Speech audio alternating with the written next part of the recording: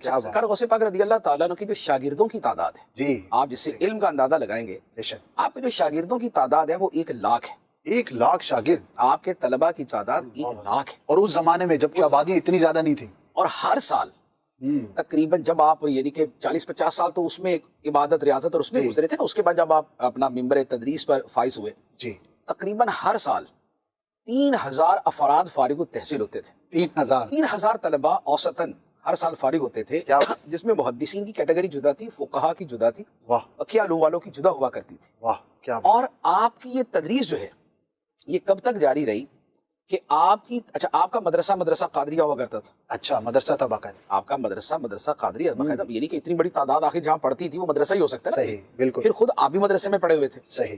اچھا اب آپ نے کب تک تدریس کی؟ آپ کی جو عمر مبارک ہے وہ 90 سال سے اوپر ہے۔ جی 90 سال سے بھی آپ کی ماشاءاللہ آپ نے زیادہ عمر پائی، ظاہری حیات۔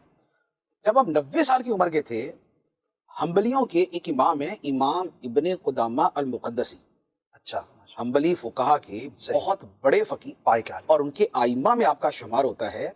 آپ سرکار غوث پاک جب 90 سال کے تھے، اس عمر میں آ کے انہوں نے سرکار غوث پاک سے علم سیکھا تھا۔ اللہ اکبر کیا تو بات ہے، زندگی بھر یہ علم سیکھنے والے اس لیول کے آئے، حدیث والے اپنے اعتبار سے آتے تھے، تفسیر والے اپنے اعتبار سے آتے تھے۔ فقہ کے اندر یہ ہوتا تھا کہ شرق و غرب کے اندر فقہ حنبلی اور فقہ شافعی کے اوپر آپ فتوے دیا کرتے تھے، اچھا دو فقہ پہ دو فقہ کے اوپر آپ فتوے دیا کرتے تھے۔ پھر نحو کا تو آپ نے جی آپ نے نا واقعہ کہ وہ تو علوم عالیہ میں سے جی کہ جو تیسری کیٹیگری بنتی نا کہ علم معرفت اور پھر علم ظاہر میں علوم اصلیہ اور علوم عالیہ یعنی فرعیہ وہ بنتی، اس میں چلے جاتے۔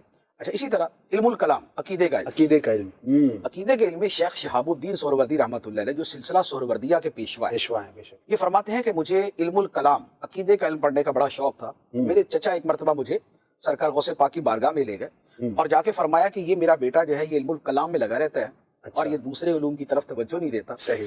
تو سرکار غوث پاک رضی اللہ تعالیٰ انہوں نے سینے سے لگایا اور لگا کے جب ان کو ہٹایا تو جو علم الکلام تھا وہ سارا محو ہو چکا تھا، اللہ اکبر یعنی جو پڑھا تھا سارا ختم مٹ گیا۔